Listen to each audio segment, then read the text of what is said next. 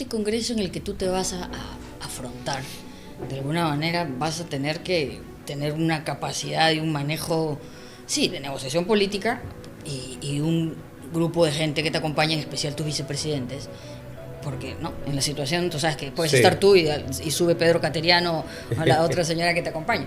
¿Tienes pensado cómo vas a hacer? Porque de alguna forma, más allá del conocimiento técnico, se requiere mucho manejo político, más en estas circunstancias. Hemos tenido la lamentable coincidencia que con el crimen organizado y la extorsión ha coincidido una bancada, un grupo de parlamentarios que han legislado en favor del crimen. ¿El tema de la migración venezolana sería tratada como un tema de un problema de seguridad o más bien como un tema de una oportunidad de inserción laboral o integración, ¿no? ¿Cuál es su posición respecto al reconocimiento del derecho al cuidado y la creación de un sistema nacional de cuidado en el país? Una de las reformas urgentes es la reforma de la ley del canon minero. Yo creo que hay que vincular el uso del canon a programas que tengan que ver con la atención directa a las personas, porque el 60% del canon minero sencillamente no se gasta en el Perú. Y del 40% que sí se gasta en proyectos muchas veces no necesarios, con presupuestos inflados, o se va a gasto corriente para pagarle a funcionarios. ¿Quién va a ser tu ministro de Economía? Con inteligencia operativa, empoderando a la policía, poniéndole software a los equipos de interceptación, dando recursos para los agentes encubiertos, para el trabajo con informantes. Yo creo que en 100 días uno puede ver resultados significativos, porque en el casco urbano, en el ámbito urbano, es mucho más fácil hacer inteligencia que en el campo rural. Entonces, ¿qué medida tomarías para reducir la informalidad? La informalidad tiene que ser menos cara en el Perú. Entonces hay varias medidas. Ahora mi pregunta es la siguiente. Señor candidato, en el caso de que usted llegara a estar en el Poder Ejecutivo, ¿qué acciones promovería para lograr un equilibrio adecuado entre los poderes del Estado, manteniendo en cuenta su autonomía, pero sobre todo devolverle la confianza a la población respecto al sistema de justicia? ¿Usted tendría esta proliferación de universidades privadas? ¿Y qué haría para potenciar las universidades públicas y convertirlas en centros de excelencia? Inversión minera, digamos, sin consulta previa, o paralización de proyectos hasta lograr consenso. No, pues.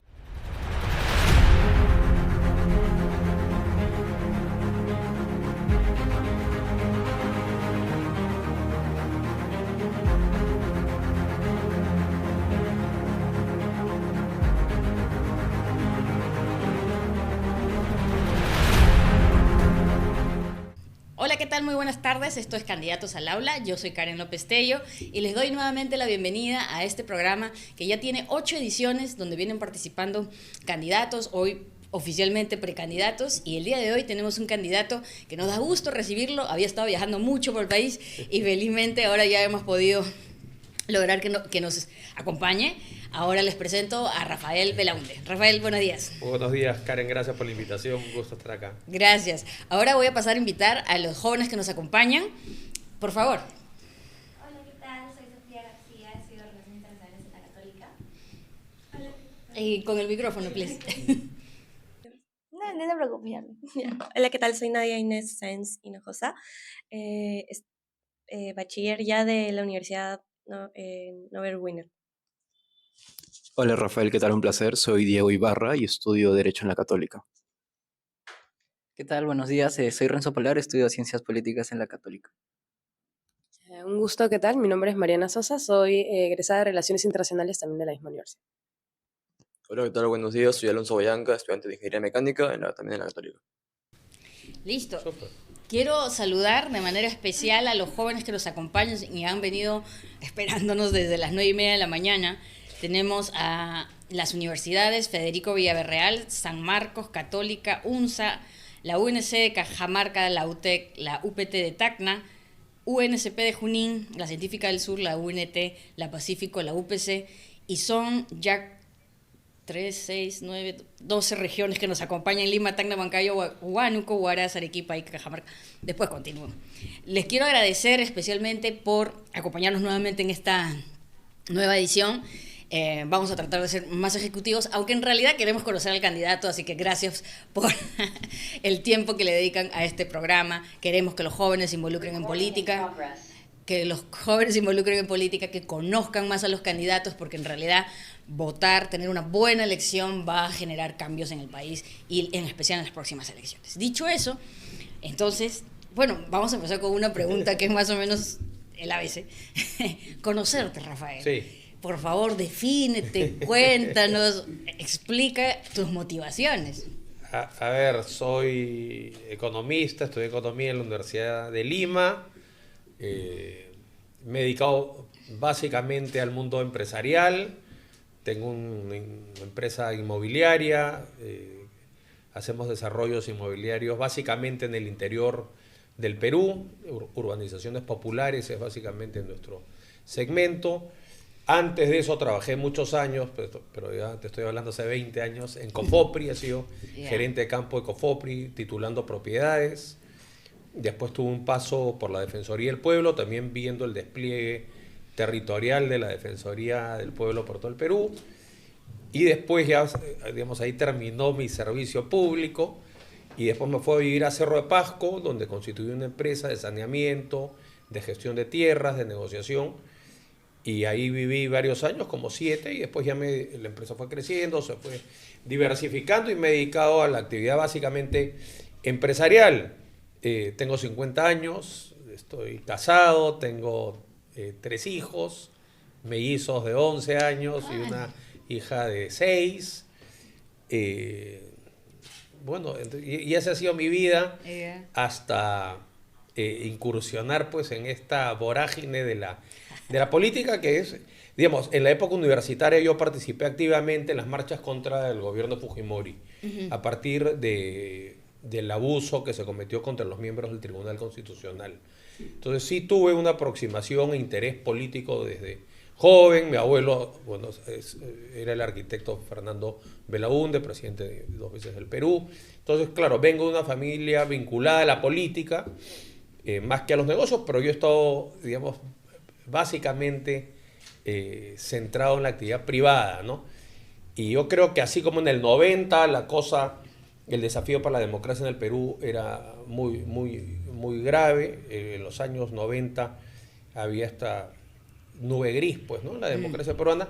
Yo creo que estamos viviendo una situación también muy complicada, muy compleja, tanto para las garantías democráticas, sino también para el futuro económico del Perú, ¿no? Entonces yo creo que hemos decidido, no solamente mi persona, sino un grupo de personas, hacer un esfuerzo en tratar de proponer algo, pues una propuesta sensata, de sentido común, alejada de los dogmas y prejuicios ideológicos, ¿no? Entonces, Rafael, ¿en qué momento surge? Porque si bien es cierto, tú tienes entonces ese contexto familiar que probablemente sea suficiente para, digamos, querer involucrarte en política, o tú dirías que hubo algún evento específico o algo que crees que tu abuelo pudo haber terminado de hacer y que de repente tú quieres en estos tiempos difíciles reimpulsar, ya con el toque, por supuesto, de tu generación? No, yo, bueno, nunca he militado en Acción Popular, por ejemplo. No tenía en mi proyección de vida realmente la política, sobre todo ya habiendo estado tantos años viviendo en la Sierra Central. Después tengo unos negocios en el norte del Perú. Y con la pandemia realmente es que Pedro Cateriano me convoca para que sea ministro de Energía y Minas. Justo sobre eso, ¿no? Porque tú hablas que estuviste en Cofopri, sí, y en Defensoría 20 años y no, antes... estuve 6 años ahí hasta el 2006. Y después saltas en el 2019-20. En el 2020. ¿Qué pasa en esos 15 años? Dijiste, Bueno, no quiero saber nada del público. No, ahí, nosotros pues venimos una familia vinculada a la política, pero es una familia sin patrimonio, ¿no? Claro, okay. Y yo... Fuiste armando, digamos... Tuve siempre esa inquietud de consolidar una situación económica. Yo me casé pues ya grande, he tenido mis hijos a los 40 años. Entonces yo, bueno, mi objetivo un poco era ese, ¿no? Hacer patria también, pero a través de la actividad empresarial, que me parece que es también una forma legítima de apoyar y construir el país. Pero ya cuando Pedro Cateriano me convoca al ministerio, y claro, uno se da cuenta, si bien la actividad empresarial me parece que es encomiable, que hay que promoverla, que hay Claro. que defenderla, que es la fuente generadora de empleo y de ingresos para el Estado. Lo que puedes hacer desde la gestión pública realmente tiene un impacto en la vida de millones de personas, ¿no? Sí. Entonces, es otro tipo de vértigo, es otro tipo de gratificación. Sí. No son servicio, utilidades compromiso, económicas, pero son claro. utilidades que te llenan pues el alma de la satisfacción que has podido aportar pues para sacar tu país adelante, ¿no? Entonces, yo ahí me di cuenta de dos cosas, ¿no? Primero, todo lo que puedes hacer si con gente que comprende el Perú, que quiera hacer el Perú o trabajar por el Perú por las razones pues correctas, ¿no? Y después todo lo que se deja de hacer y todo lo que se pierde por culpa de que los mejores han ido abandonando la gestión pública y el Congreso y Claro. el servicio público ha ido progresivamente siendo capturado por quizás lo peor de nuestra sociedad, ¿no? Entonces, en algún momento, la gente de buena voluntad, la gente que quiera hacer las cosas bien, tiene que participar, porque en los últimos 5 años ha ido al Perú casi 1 millón de personas, básicamente gente joven, gente que termina su carrera, entonces gente con alta productividad, el capital humano que debería estar llamado a forjar el futuro se va del Perú, y se va del Perú hay una lógica ahí detrás. Si no hay sensación de futuro, si la economía crece pero crece apenas.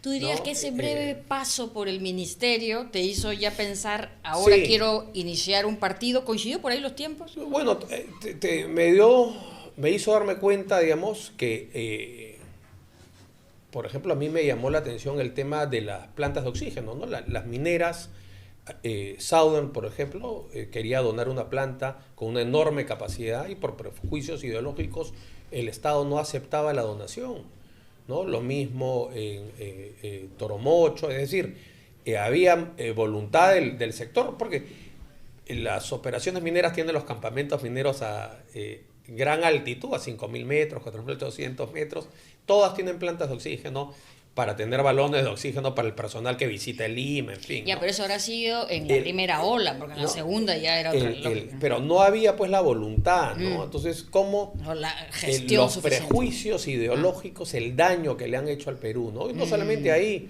en el tema de captar inversiones, en el tema del monopolio estatal en el caso del agua potable, es decir, uno se da cuenta, había la voluntad de donar una planta de agua potable para Pachacútec, en Ventanilla. CEDAPAL se opuso a eso. Era una planta donada gratis para desalinizar agua de mar en favor de la población. Y han pasado, ya van a ser 20 años de eso y no hay agua potable. Es decir, el costo de los prejuicios ideológicos, de los dogmas ideológicos, han tenido, pues, el costo que eso ha tenido en la población, sobre todo la más vulnerable, ha sido enorme. Entonces yo creo que hay espacio para una política más de sentido común, ¿no? Es decir, hay ¿Cuál sería espacio. tu mensaje para reconstruir a este Estado y a esta sociedad que está dividida por una clase política que no da respuesta? Sí, digamos? yo creo que son muchos años de hacer política de una manera que se basa o consiste en profundizar las grietas, ¿no? Dividir, profundizar las diferencias entre los peruanos, ¿no? Sí, pues. Y por eso el que está, si estás a la izquierda de Rafael López Aliaga, pues eres caviar. Si estás a la derecha, Vladimir Cerrón, eres caviar. Entonces es una polarización absurda, ¿no? Y la verdad de las cosas, si uno ve los países que funcionan mejor, son los países que han sabido conjugar el crecimiento económico a partir de la inversión privada con un Estado presente, con esto que lleva institucionalidad, infraestructura, salud y educación, porque es iluso pretender que la economía de mercado puede funcionar por el Perú si no tienes acceso a la justicia, si no tienes acceso a la salud, si no tienes acceso a la infraestructura. Todo está integrado, ¿no? ¿verdad? Entonces, para que alguien pueda hablar de economía de mercado o social de mercado de un país moderno, tiene que haber una base institucional y una base de prestaciones estatales que son fundamentales. Si eso no ocurre, todo lo demás está... Es decir, cualquiera que haya podido viajar por el Perú se da cuenta de eso, ¿no? Y entonces el Estado en los últimos 30 años, el Perú ha generado un montón de dinero, el Estado ha tenido un montón de dinero, y ese dinero se ha gastado, se ha malgastado, se ha dilapidado. Y eso tú lo ves sobre todo en el sur del Perú, ¿no? El 80% de las postas médicas no tienen médico, un número similar atiende menos de 8 horas al día. Y yo estuve en Mazocruz hace poco y había una emergencia, una niña con peritonitis, y a la mamá le dicen, bueno, ahí está la ambulancia, pero tienes que traer la plata para la gasolina, porque la ambulancia no hay plata para la gasolina, o no pueden atender a una niña con neumonía porque han perdido la historia clínica, y las historias clínicas en el Perú no están colgadas en red. Es decir, si queremos aspirar a ser un país moderno, integrado al mundo, ¿no? Tiene que haber un Estado que funcione mínimamente bien en todo el Perú. Y la verdad de las cosas es que el Estado peruano termina en el peaje de Ancón, en el peaje de Pucusana y en el peaje de Corcona, yendo a la Sierra Central. La carretera central está donde la dejó el general Benavides en el año 1931. No ha avanzado 1 kilómetro. Entonces es evidente que el Perú ha crecido de espaldas al interior, ¿no? Es un país muy concentrado en la costa y con una institucionalidad cada vez más precaria, ¿no? Porque antes teníamos poderes independientes, teníamos un tribunal constitucional mucho más sólido, teníamos un andamiaje institucional mucho más sólido, teníamos mayor independencia y separación de poderes. Entonces hoy estamos en una fragilidad institucional muy difícil, muy difícil. Y estamos dilapidando un momento de una muy favorable coyuntura económica, ¿no? Los términos de intercambio, las cosas que el Perú le vende al mundo en comparación a las cosas que el Perú compra. Bueno, esa relación está en su máximo histórico. Ahorita entramos en lo temático. Entonces es una pena, digamos, lo que está ocurriendo con el Perú. Rafael, ¿no? ¿Por qué tú? No, yo creo que hay mucha... Yo no tengo pues un impulso mesiánico, ¿no? Como Alan García, No, yo creo que hay mucha gente valiosa en el Perú y creo que hay mucha gente que lo puede hacer bien. La pregunta es en comparación a los otros candidatos. Bueno, yo tengo mis ideas muy claras. Yo he tenido la suerte, por los años que estuve en COFOPRI, por mi trabajo en la Sierra Central, tantos años viviendo en el interior, de poder viajar y conocer el Perú. Y si bien yo soy alguien que se adhiere a las ideas del liberalismo económico, y que creo que es la iniciativa individual y la inversión privada el motor para generar empleo y crecimiento, soy plenamente consciente que hay un espacio muy importante en un país como el Perú para asegurarse que la cancha esté pareja para todos, y que esa cancha pareja tiene que ver con la institucionalidad, que es acceso a la justicia, acceso oportuno a la justicia, que tiene que ver con la salud, que tiene que ver con la educación, que son los dos pilares del capital humano. La productividad de los peruanos yace en la educación y en la salud, que son las dos peores prestaciones que da el Estado peruano el día de hoy. Y después el tema de la infraestructura, ¿no? La vivienda social, por ejemplo, está abandonada hace cuántos años, ¿no? Una vivienda social poderosa, que hay recursos para financiar. Tú puedes vincular parte del canon minero, energético, petrolero, hacer programas de vivienda social. La vivienda te da un sentido de pertenencia, sentido de grupo, ancla a la familia, y el Perú necesita eso, volver a tener un proyecto en común, un proyecto de vida en común, donde todos sientan que tienen un papel y un rol y un espacio, ¿no? Y me parece que si algo ha fallado del modelo económico y político de los últimos 30 años, es que ha excluido a buena parte de la población. Y en lo referido al mercado ha ido concentrando, pues hay mercados muy concentrados, hay poca competencia, el consumidor está cada vez menos empoderado. Cualquiera pues que tenga que lidiar con un banco o con una compañía de seguros o con una AFP se da cuenta cómo el ciudadano está cada vez más desprotegido. Y la verdad de las cosas es que si uno cree en la economía de mercado, así como en democracia el elector es el soberano, en una economía de mercado el consumidor, el individuo, es el soberano. Y en el Perú no ocurre eso. Vemos como el Congreso aprueba exoneraciones tributarias para los grandes fondos agroexportadores, como hay privilegios para grupos de poder, el lobby, el mercantilismo que se hace desde el Congreso para favorecer a grupos específicos y de privilegios es enorme. Entonces tenemos que ir hacia una sociedad donde en lo político sea el individuo y el elector, el soberano, y en lo económico también, ¿no? Pero este Congreso en el que tú te vas a afrontar, de alguna manera vas a tener que tener una capacidad y un manejo, sí, de negociación política y un grupo de gente que te acompaña, en especial tus vicepresidentes. Porque, ¿no? En la situación, tú sabes que puedes estar tú y sube Pedro Cateriano o la otra señora que te acompaña. ¿Tienes pensado cómo vas a hacer? Porque, de alguna forma, más allá del conocimiento técnico, se requiere mucho manejo político, más en estas circunstancias. Y digamos, quizás algunos de los perfiles que te acompañan no necesariamente tienen un perfil más conciliador. Bueno, a ver, yo confío en que el elector va a imprimir un severo castigo. Yo creo que el repudio ciudadano a los partidos que han controlado el Congreso y que han gobernado el Perú, primero a través de la señora Boluarte y después a través del señor Keri, yo creo que estos grupos políticos van a recibir el merecido repudio de la población a través de las elecciones. Ahora, uno tiene su planteamiento político, su plan de gobierno y tienes una lista parlamentaria. Claro.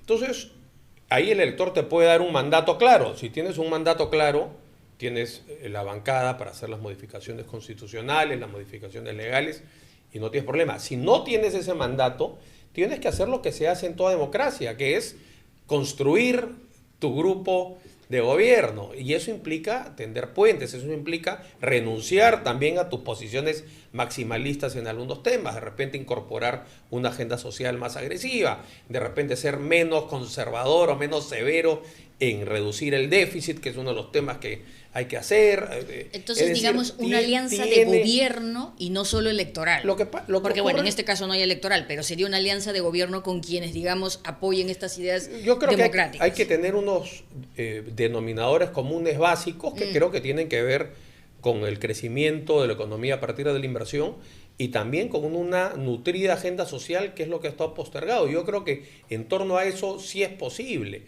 Yo creo que sería un error que si el partido de gobierno no tiene mayoría, empiece una nueva etapa de confrontación con el Congreso. Creo que el Congreso, a uno nos guste o no, resume el mandato popular. Entonces, la validez de tu mandato está en función del tamaño, pues, de tu grupo parlamentario, de tu bancada. Si no tienes el mandato claro, lo democrático, lo que manda la política, es sentarte y construir una coalición de gobierno. ¿Cuál es tu no negociable en esa coalición? ¿Quién no podría, qué sector, qué perfil, qué tema sería? Yo, por ejemplo, creo que sería muy perjudicial para el Perú ir a un proceso constituyente, una asamblea constituyente. Creo que el Perú necesita al menos 5 o 10 años de tranquilidad política para crecer, pero no a tasas del 2%, 3%, que es en la práctica no crecer, porque hay que castigar la inflación y hay que castigar el crecimiento demográfico. Entonces, para que la gente joven, por ejemplo, no se vaya del Perú y tener una sensación de futuro, tienes que crecer a tasas del 5, del 6, del 7, del 9%, que con los precios de los metales que hay ahora, con toda la posibilidad de captar inversión privada que tiene el Perú, esas tasas son fácilmente obtenibles, ¿no?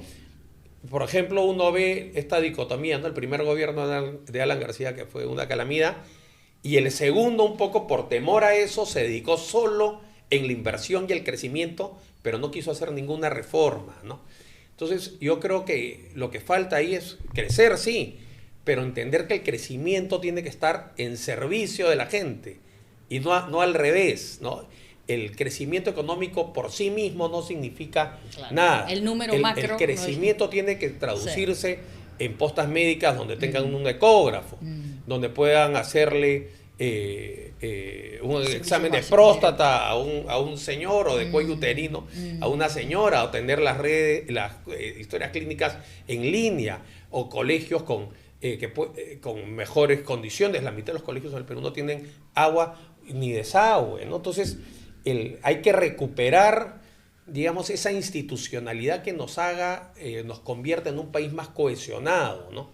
Estupendo. Entonces, esa parte me parece que ha estado y está muy abandonada en el Perú. Muy bien. Vamos a pasar ahora a las preguntas presenciales, así que invito a Mariana a hacernos la primera pregunta del sector de inseguridad ciudadana.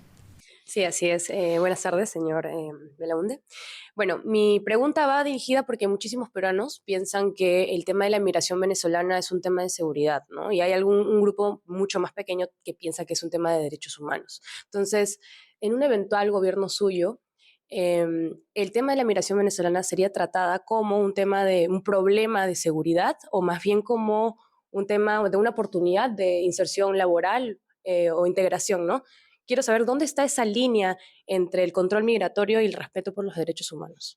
No, yo creo que el Perú tiene todo el derecho, digamos, de saber cuántos extranjeros hay, dónde están, quiénes son, que tengan su documentación al día, pero creo que es una visión muy reducida o simplista pretender o echarle la culpa de la extorsión y de la criminalidad a la inmigración venezolana, porque la verdad de las cosas es que la primera gran ola de extorsión que surgió en La Libertad, en Trujillo concretamente, ocurrió antes de las migraciones venezolanas. La criminalidad se ha salido de control no por culpa de los venezolanos, que en su gran mayoría es gente correcta y honesta, y uno ve cómo se han insertado en el campo de la medicina, por ejemplo. Entonces, hay una minoría de venezolanos como hay una minoría de peruanos que se dedican al delito. Entonces, lo que hay que hacer es una política para atajar, para derrotar la inseguridad ciudadana, ¿no? Y eso me parece que no tiene nada que ver con la nacionalidad de las personas. Pueden ser colombianos, pueden ser venezolanos, pueden ser peruanos. Entonces yo ahí, por ejemplo, yo creo que el que delinque en el Perú se tiene que ir a la cárcel en el Perú. No me parece, por ejemplo, no estoy de acuerdo con esas personas que dicen que a un delincuente extranjero lo tienen que deportar, porque el que comete un delito en el Perú tiene que pagar sus culpas en el Perú. Y estar preso en el Perú no es ninguna perita en dulce tampoco, ¿no? Entonces, lo que el Perú tiene que hacer es tener una estrategia para derrotar la inseguridad ciudadana. Y eso me parece que pasa por otro lado, ¿no? Por tener un grupo especial de inteligencia, como fue el GEIN en la época del terrorismo. Me parece que ese grupo tiene que operar en una base militar que podría ser la base aérea de Las Palmas, que tiene que estar encabezada, presidida, con todo el aval del presidente de la República, porque lo que hay que tener es un grupo donde esté un juez ad hoc, un fiscal ad hoc, donde estén oficiales con experiencia en inteligencia, con experiencia en manejos de informantes, experiencia en agentes encubiertos. El Perú ya ha tenido éxito en esa línea de acción, por ejemplo, la última, la pacificación del Frente del Guayaga, con la captura de Artemio, y en el caso del principal flagelo en el Perú, que es la extorsión, ahí hay llamada, o sea, hay cómo intervenir en un teléfono. Hay una transacción económica, hay un pago, ahí hay espacio para hacer inteligencia pues, operativa, ¿no? Hay muchas extorsiones que se pagan por yape, hay una correlación de un IP de WhatsApp con una cuenta bancaria, pero si el efectivo policial le pide al fiscal, el fiscal le pide al juez, el juez le pide a la empresa de bancaria y a la empresa de celular, y todo ese circuito demora un año, bueno, ya esa persona ya la asesinaron, ¿no? Entonces tiene que haber un sistema encapsulado muy poderoso. El presidente tiene que ser capaz de sentar en una mesa a todas estas partes involucradas para que en un tiempo, por eso tienen que ser jueces ad hoc, fiscales ad hoc. Ad hoc porque se tienen que quedar viendo el tema, ¿verdad? Tienen que estar en el mismo grupo. Porque si no, se paran y se van. Y todo después, compartimentado y trabajar dedicado, en el 24%. mismo espacio físico, dedicados solamente a eso. Y después hay un tema de descuido. El Perú tiene dos sistemas de interceptación de celulares, Constelación y Pisco. Los dos pues tienen los softwares vencidos, las licencias vencidas, los presupuestos para los agentes encubiertos o para los informantes también están todos suspendidos porque ha habido mucha corrupción también en la policía. Entonces, es solo bajo el mandato moral, político y legal del presidente que tú puedes organizar un equipo así de potente. Ahora, ¿esto por qué no ha ocurrido? Bueno, la extorsión también nace en el Parlamento. Los parlamentarios extorsionan a sus trabajadores. Si no les dan la mitad de su sueldo, los votan. Es decir, por eso, y muchos parlamentarios son representantes de la minería criminal asociada a la minería ilegal. Entonces, hemos tenido la lamentable coincidencia que con el crimen organizado y la extorsión ha coincidido una bancada, un grupo de parlamentarios que han legislado en favor del crimen. Rafael, pareciera que con el pasar de los meses, digamos, diferenciando el gobierno anterior del actual, se hubiese encaminado una mirada más consciente de la necesidad de que la presidencia articule a estos diferentes poderes del Estado. Por ejemplo, el actual gobierno lo que ha hecho es crear un comando unificado, un comando operativo que además tiene, digamos, de soporte uno estratégico, uno que tiene que ver, en fin, con fiscalización y otro con inteligencia. ¿Tú dirías que ese tipo de organización, ese tipo de implementación hoy sería insuficiente o en el marco de lo que tú planteas, porque daría la impresión que el actual gobierno, aun cuando plantea estos tipos de comandos, hay una brecha muy fuerte que tú lo has mencionado, no solamente en infraestructura, recursos humanos, pero también de recursos propiamente. Y creo que ahorita hay menos de 600 millones aprox de lo que tiene que ver con el plan Mariano Santos establecido, tal y cual.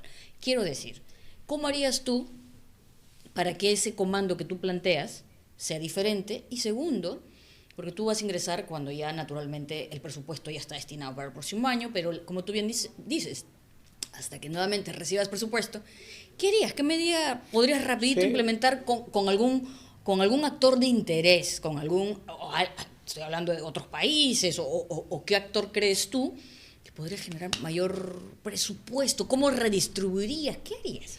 No, yo creo, hay un tema legislativo urgente, ¿no?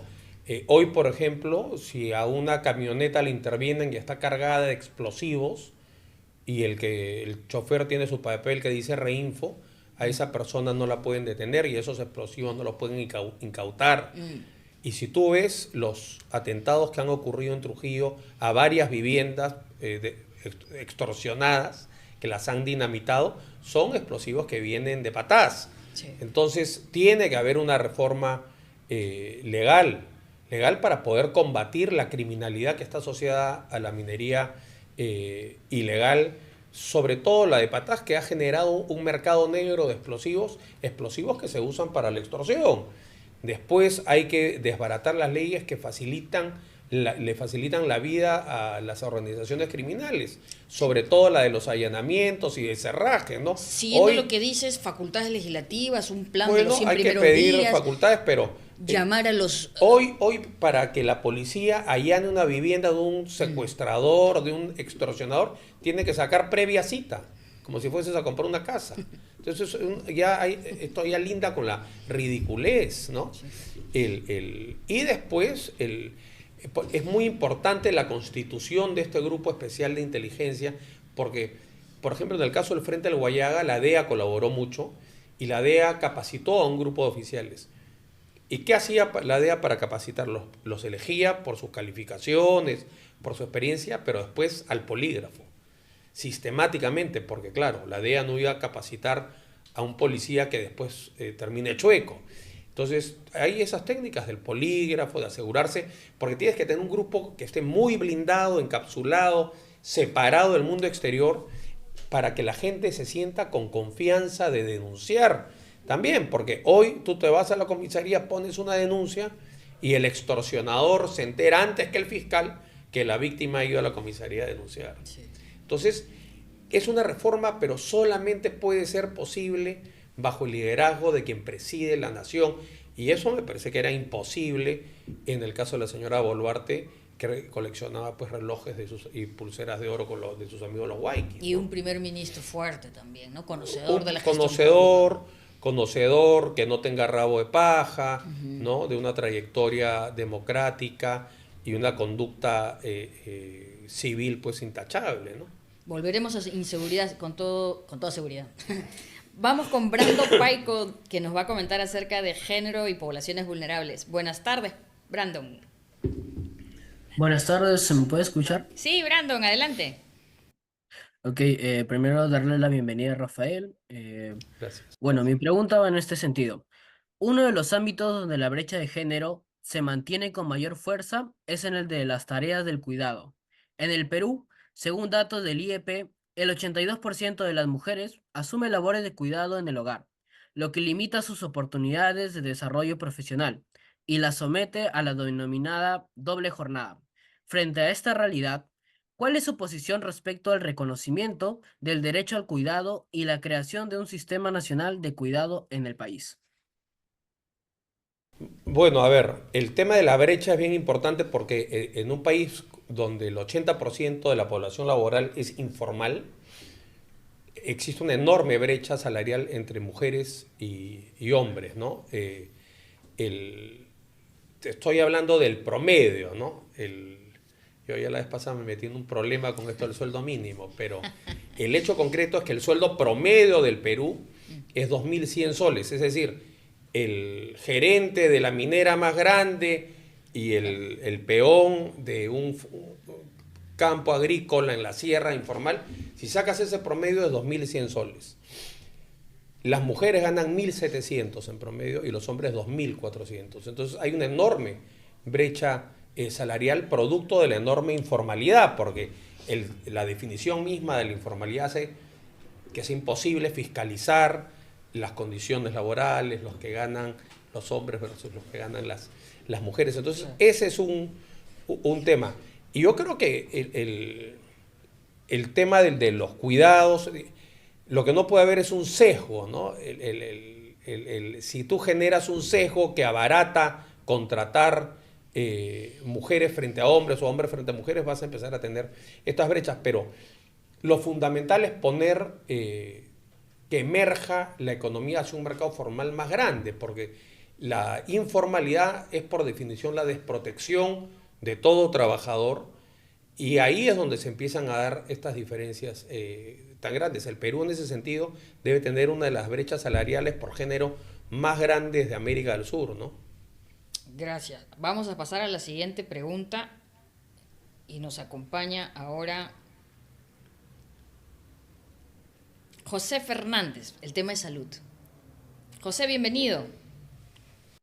Muchas gracias, disculpe, ¿se me puede escuchar? Sí, Sí. José.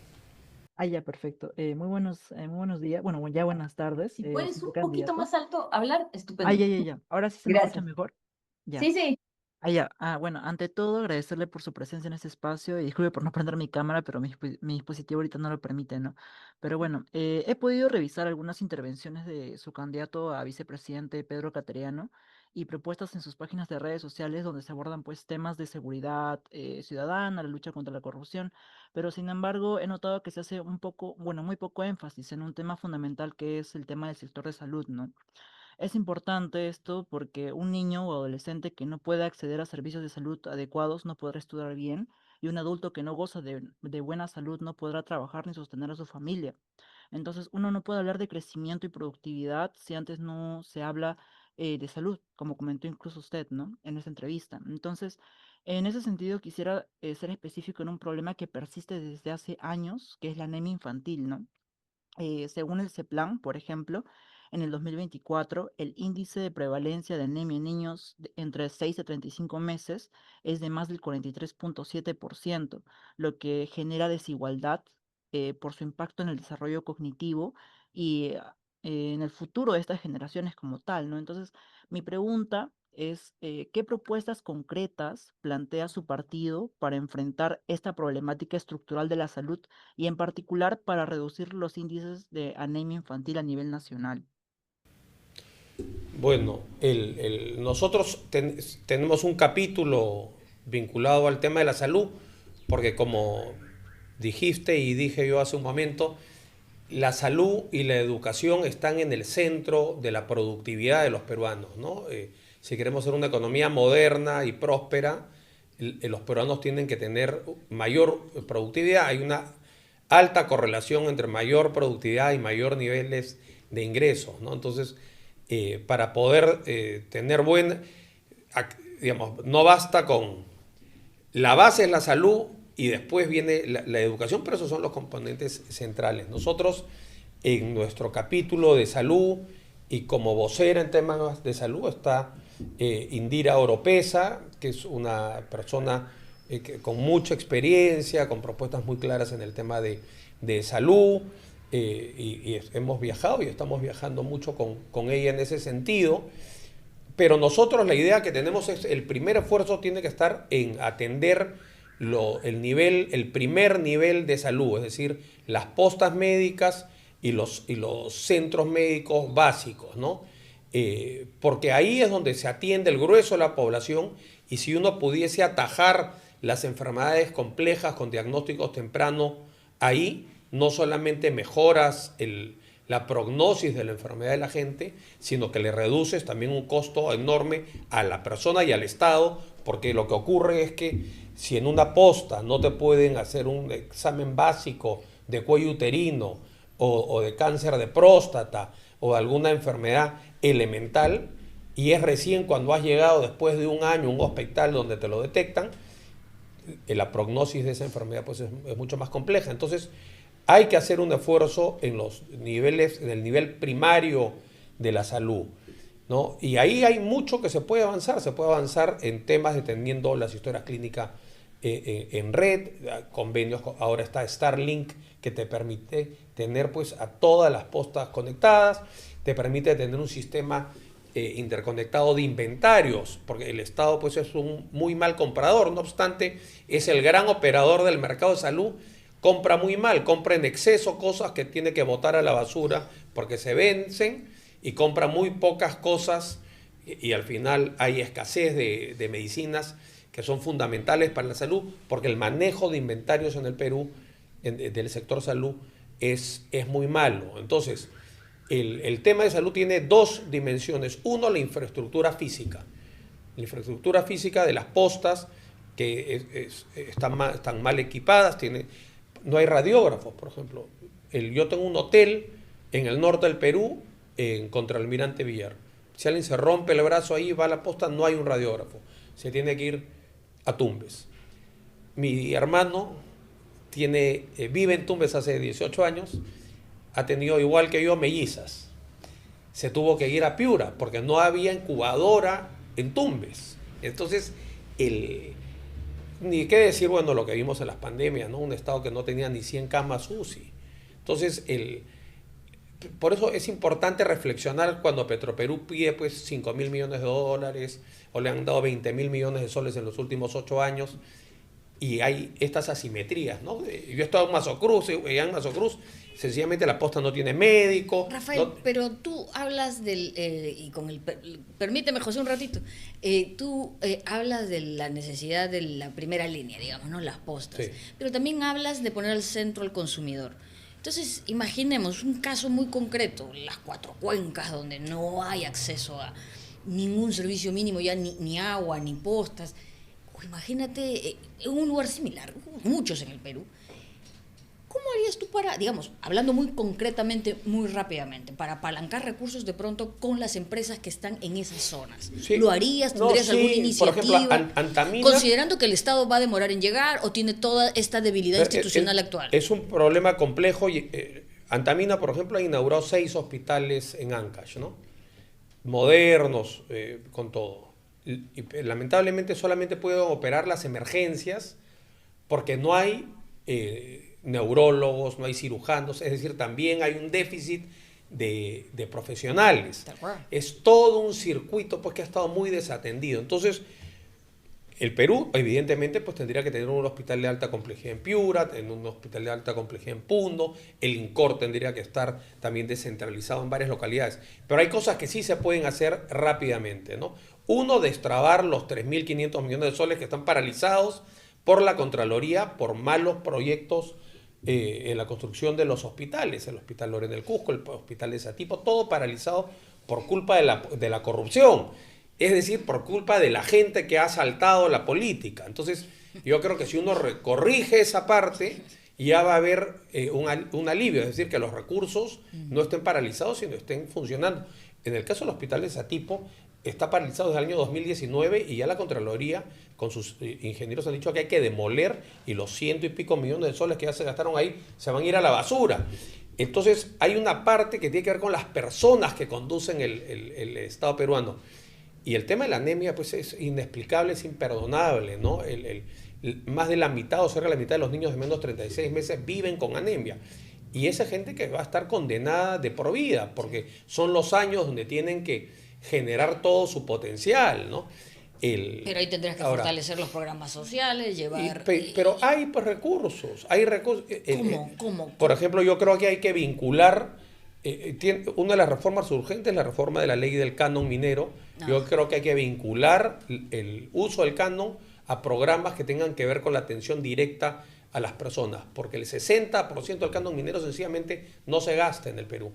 Y del 40% que sí se gasta en proyectos muchas veces no necesarios, con presupuestos inflados, o se va a gasto corriente para pagarle a funcionarios de las municipalidades. ¿Fortalecerías el presupuesto en programas sociales? Programas sociales, beca 18, pensión 65, es decir, utilizar el dinero que genera, el dinero temporal, porque la renta minera no va a durar para siempre, porque la minería es un recurso finito, pero podríamos avanzar mucho en el frente social reengauzando los recursos mineros, ¿no? Señor Belaúnde, disculpe que le interrumpa. Tenía otra consulta. Entonces, ¿usted también buscaría ampliar lo que son los alumnistas, en este caso, todo lo que sería sector salud?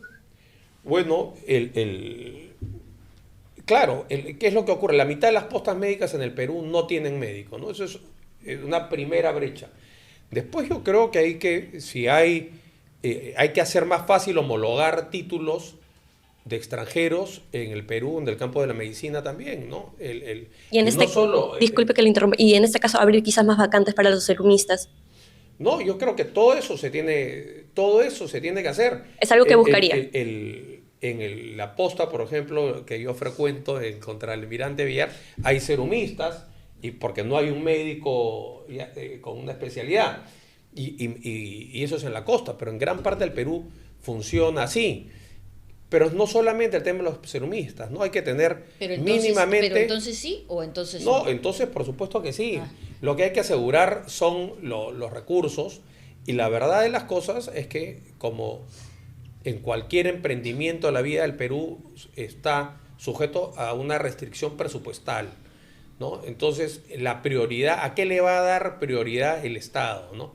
Entonces, yo creo que el Estado le tiene que dar prioridad a la salud, le tiene que dar prioridad a la educación, la infraestructura que se puede concesionar, para que la haga un privado hay que concesionarla, pero hay un montón de infraestructura que solo la puede hacer el Estado, hay que priorizar eso también. Entonces, yo creo que un gobierno que se quite, digamos, las vendas de los prejuicios ideológicos y de los dogmas y gobierne con sentido común, te dirá, bueno, no le demos pues 20.000 millones de soles a Petroperú, usemos esa plata para tener mucho más serumistas, para tener radiógrafos en las postas médicas, para tener pruebas de diagnóstico temprano del cáncer. Es decir, al final es un tema de prioridades, porque tú ves que, por ejemplo, el Congreso no ha tenido ningún impedimento ni problema en pasar de un presupuesto de 400 millones a un presupuesto de 1.600 millones en 4 años, ¿no?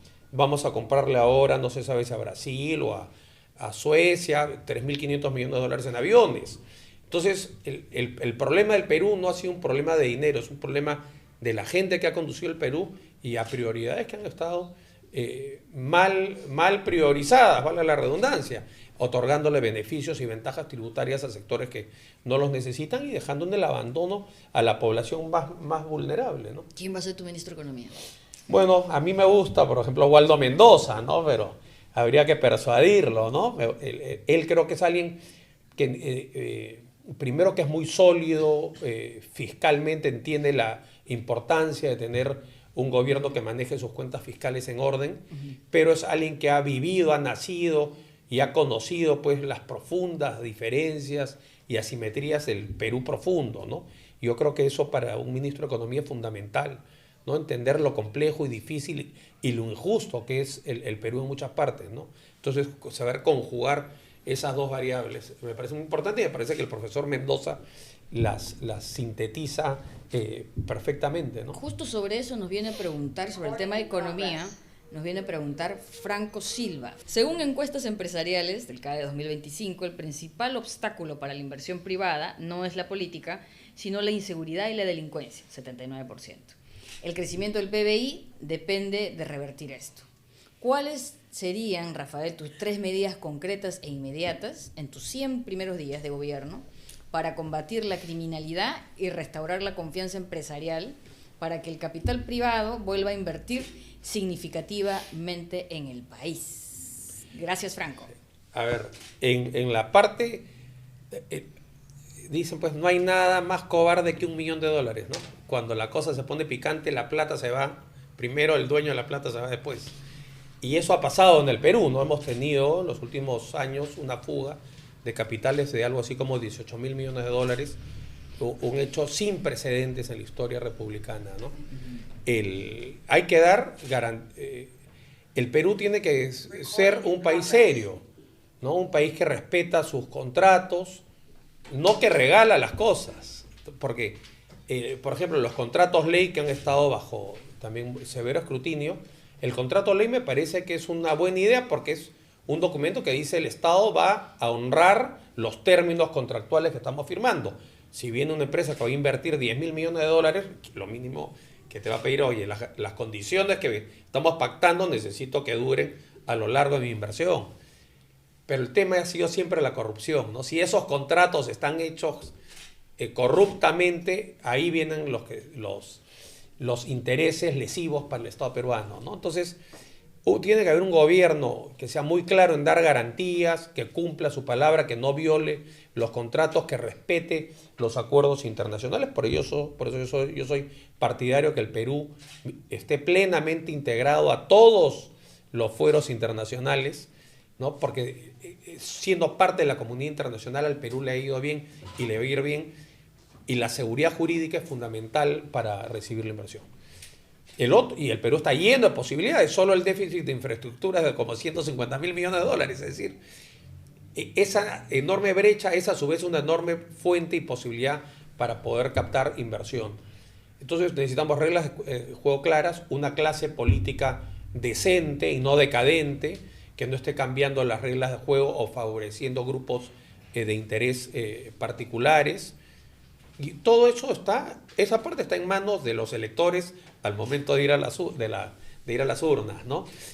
Y el tema de la inseguridad ciudadana afecta a toda la inversión, afecta sobre todo a la inversión del microempresario y del pequeño empresario, que es la gran inversión del Perú. El grueso de la inversión no viene del gran capital, es la inversión que hace el bodeguero, que hace el que tiene su compañía de taxis, el que tiene un negocio pequeño.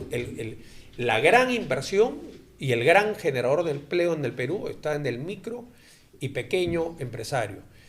Y es el que más perjudicado está con la inseguridad ciudadana. Entonces, para resolver eso y para resolver el tema de la inseguridad que evidentemente y efectivamente repercute en toda la inversión, es lo que hablamos al comienzo, ¿no? Tiene que haber un grupo especial de inteligencia en una base, yo creo que tiene que ser en la base aérea de Las Palmas, con un equipo ad hoc, con jueces ad hoc, fiscales ad hoc, con un grupo de oficiales de probada experiencia, un equipo que podría estar liderado pues por el ex o el coronel en situación de retiro Harvey Colchado, o con alguien de similar experiencia, con el aval político que necesita, y sentando en la mesa a los bancos y a las empresas de comunicaciones, que son las que tienen que dar pues acceso al secreto bancario, al IPE para correlacionar las llamadas extorsivas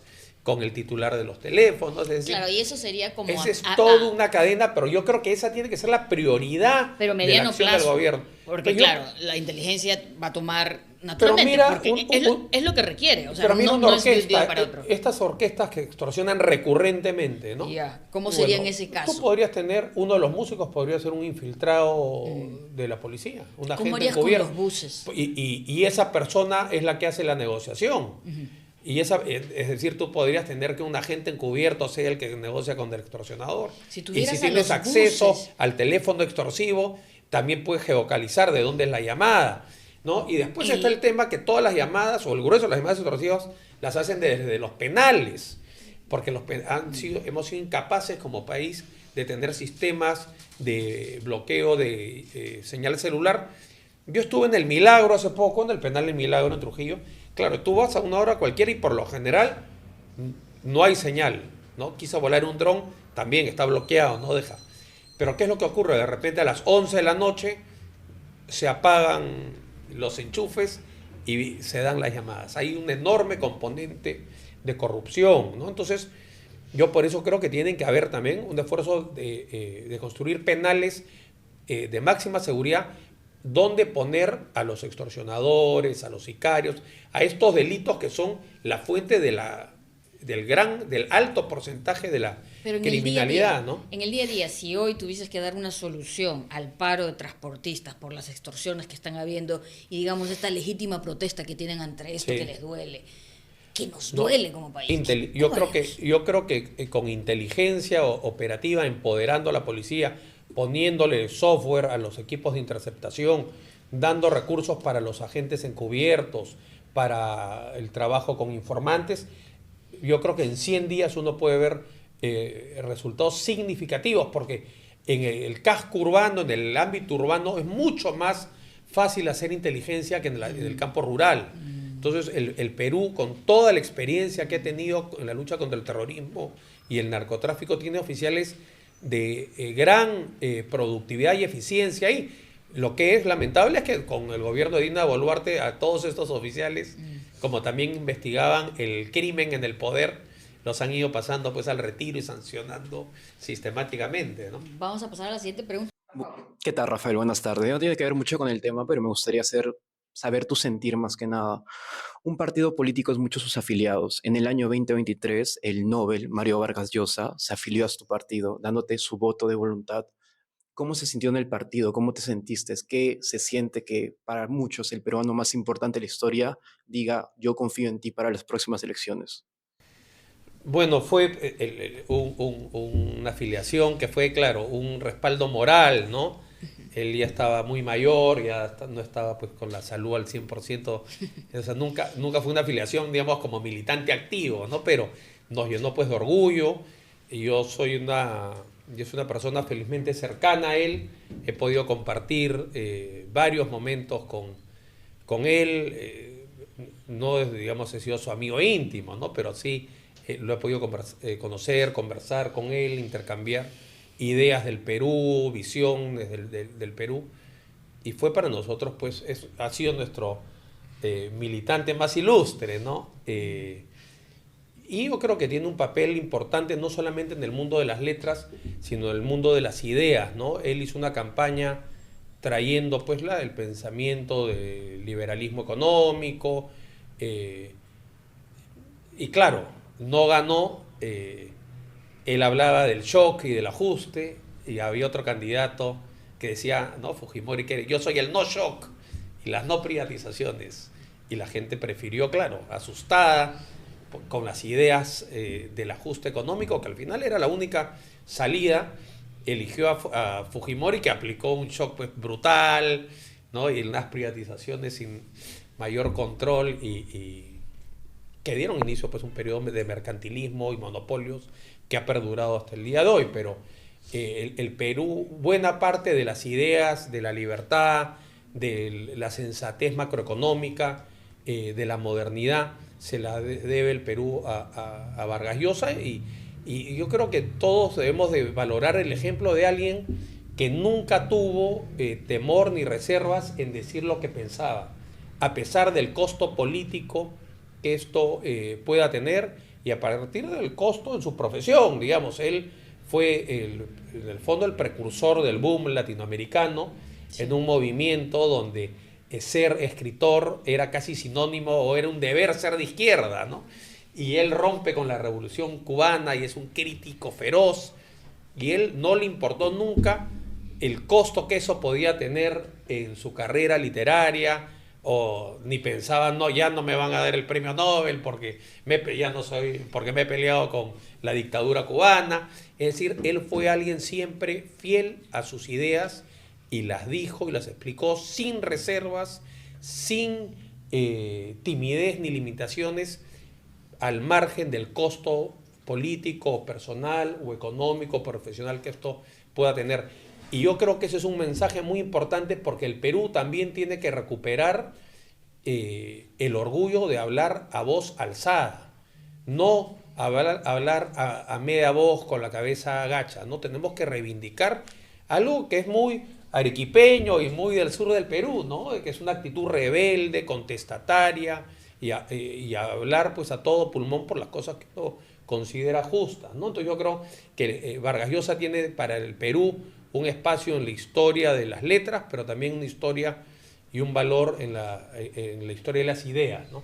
En ese caso, Rafael, una pequeñita. El nombre del partido también tiene una relación con Vargas Llosa. ¿Te gustaría de alguna u otra forma hacer lo que él no pudo? Lo que pasa es que el Perú ya está en otro capítulo, ¿no? El Perú ya estabilizó su economía.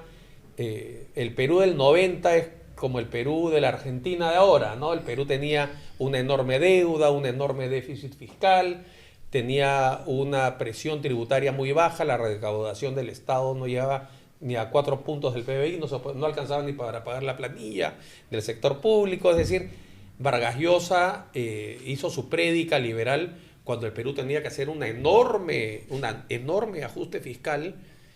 Tenía que abrir la economía, teníamos una economía muy protegida en esa época, había que hacer una reforma comercial, una reforma laboral, había que reinsertar al Perú al sistema financiero porque no habíamos pagado la deuda, teníamos una deuda galopante. Todos esos problemas y esas soluciones las planteó Vargas Llosa, algunas de esas soluciones se dieron. El Perú ya está en otro capítulo, ¿no? Yo creo que el desafío del Perú de ahora es cómo hacemos que el crecimiento de la inversión privada alimente un Estado que resuelva las asimetrías, las injusticias y las desventajas que persisten todavía en un país que tiene unas taras pues muy profundas, ¿no?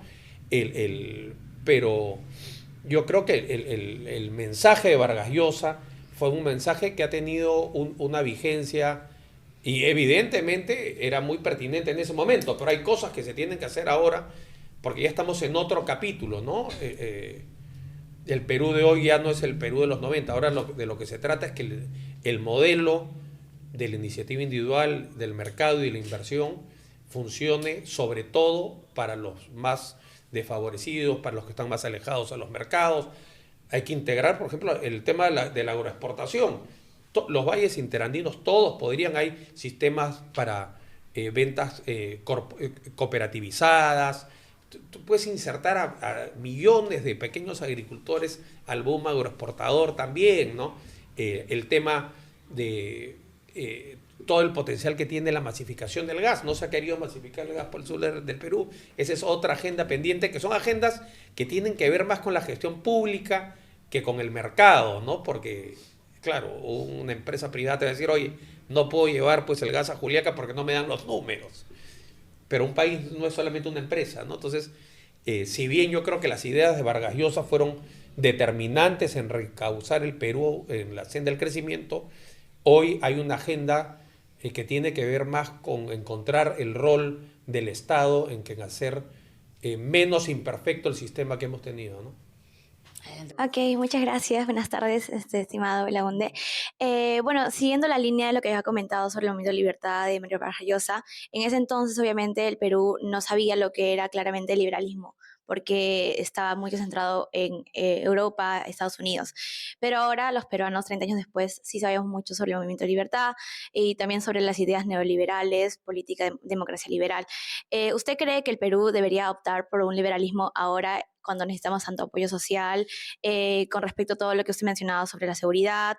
O sea, ¿requeriríamos mayor intervención del Estado o una privatización más segura? Bueno, yo creo que depende en qué y en cómo, ¿no? Yo creo que la generación, que la inversión privada tiene que estar en manos de los privados, justamente, ¿no? Yo creo que el sistema económico y legal tiene que estar diseñado para que la gente que quiera apostar su capital en el Perú, invierta en el Perú, arriesgue. Para eso tiene que ser un Estado con normas pues amigables para la inversión, pero que hagan fácil hacer empresa, que el que tiene una bodega pueda hacer una segunda bodega, que el que tiene una compañía de taxis pues la multiplique, que el que tiene un negocio pequeño lo convierta en mediano.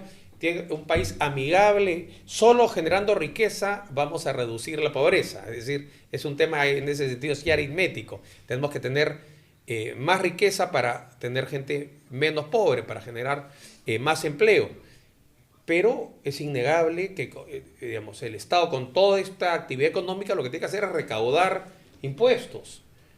Y tiene que movilizar esos impuestos en favor de generar las condiciones de equidad para que la cancha esté pareja. O sea, al final yo creo que la aspiración tiene que ser, no importa si naciste en la costa, en la sierra o en la selva, si naciste en el norte, en el centro o en el sur, y que no importe si naciste en la pobreza extrema o en la clase media o en una clase más pudiente, uno debería de poder realizar su vida prescindiendo de tu lugar físico de nacimiento o tu condición socioeconómica. Pero aun cuando el Estado puede ser muy burocrático y poner sus trabas, tener sus deficiencias, no todo se reduce a ello, ¿verdad? O sea, sí tiene que haber un rol también más activo desde el privado para poder generar o disminuir las brechas de una manera en un corto plazo. A ver, yo creo la responsabilidad del sector privado, un empresario, su responsabilidad primigenia es, digamos, maximizar las utilidades de su negocio, ¿no?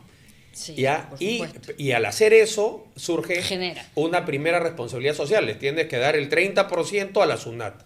Si no, te vas a la cárcel. Ya, pero eso entonces no pasa el Estado con tiene el que poder cobrar. 70-80% de informalidad. No, claro. Lo que pasa es que si eres un microempresario, ser formal pues es casi imposible. Tienes que pagar toda una maraña de trámites burocráticos, tienes que contratar todo un sistema impositivo, el contador. Todo está diseñado para empedrarle el camino al pequeño. Una empresa grande puede tener contadores, puede tener abogados, si la SUNAT le acota injustamente Mucho puede más litigar fácil. 20 años con la SUNAT. Claro. Pero un microempresario le acota la SUNAT y tiene que pasar por el aro, porque si no la SUNAT le embarga la cuenta y lo quiebra. Entonces, ¿qué medida tomarías para reducir la informalidad? La informalidad tiene que ser menos cara en el Perú. Entonces hay varias medidas. Puedes tener un sistema tributario simplificado. Yo creo que los sistemas, en el caso de las empresas pequeñas basados en la facturación, son mucho más sencillos, son mucho más rápidos. Yo creo que en el caso... Yo en general no creo en sistemas diferenciados, me parece un error esto que han hecho de regalarle el 50% del impuesto a la renta a los fondos agroexportadores que exportan miles de 18.000 millones de dólares, ¿no? Pero creo que sí hay un sentido para las micro y pequeñas empresas, es decir, fomentos para la reinversión. ¿Qué es lo que pasa? Un microempresario es el que más contrata y es el que más contrata, si es formal, con el sueldo mínimo. Entonces, cada vez que hay una variación ahí, cada vez que hay un feriado adicional, cada vez que hay una norma nueva, esa empresa se va a la informalidad. Entonces, lo que necesitamos es generar incentivos para que esas empresas que están debatiéndose entre la informalidad o formalidad, les sea más fácil ser formales. Entonces, un tema fundamental es la capitalización patrimonial. Entonces, yo creo que ahí tiene mucho sentido dar, por ejemplo, incentivos tributarios a la reinversión. Es decir, si reinviertes y haces tu negocio más grande, eso que reinviertes no está afecto al impuesto a la renta. Tiene que haber el tema de detracciones para las empresas pequeñas, también está muy mal diseñado porque les quita liquidez. Las pequeñas empresas, las microempresas tienen el gran problema que si se quedan con poca liquidez pues se asfixian, ¿no? Entonces hay todo un espacio ahí. Ahora, yo creo que la libertad económica tiene que estar en la parte de la oferta, en la parte productiva.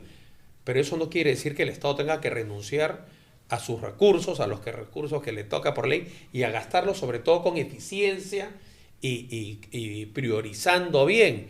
Y yo creo que la gran evidencia en los últimos 30 años es que el Estado ha sido muy dispendioso, se ha ido mucho dinero en corrupción, y después hay mucho dinero que sencillamente no se ha gastado. No se ha gastado. El 60% del canon minero no se ha gastado. Hay millones de soles acumulados que no se ejecutan. Hay millones de soles de presupuestos de hospitales paralizados por el tema de la corrupción. Está el gasoducto sur paralizado hace 15 años por el tema de la corrupción. Es decir, claro, teníamos la corrupción antes como digamos, un bloque que nos impide avanzar. Entonces, Si quieres, afecta a la cultura propia de la gestión misma. Pero también ahora tenemos la inseguridad. Sí. Inseguridad más o menos hemos hablado. En corrupción, ¿qué haríamos?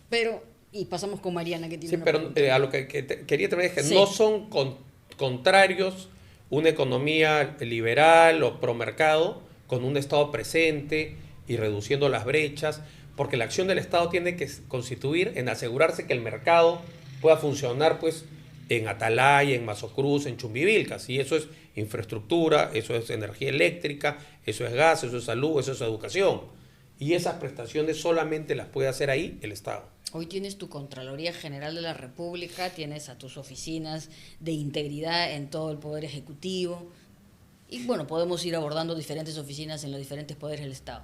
¿Por qué no salimos de esto? Yo creo el diseño del Estado peruano, yo creo que la ley de regionalización que se hizo al comienzo del gobierno de Toledo fue muy precipitada y no se previó que iba a haber un boom minero que iba a generar tal cantidad de recursos. Entonces, lo que hay distritos muy pequeños que de repente reciben en un año 500 millones de soles, 1.000 millones de soles. Sí. Y eso, y hay gente que simplemente, sabiendo que iba a terminar presa, roba y roba hasta que los agarren y después se van 15 años a la cárcel, pero ya no importa.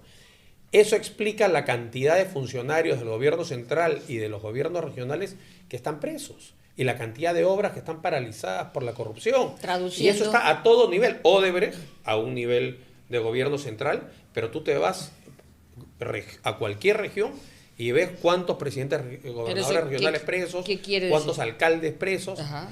Bueno, que hay que contemplar un diseño. La Contraloría tiene que estar mucho más empoderada, tiene que haber sistemas más eficientes de control concurrente del gasto, implica muchos mayor recursos, una Contraloría que tenga un blindaje mucho más sólida a la influencia del poder político, que lamentablemente el poder político ha sido casi sinónimo del poder corrupto en los últimos años. Entonces, tenemos que tener sistemas de control y sistemas también que maximicen la eficiencia, ¿no?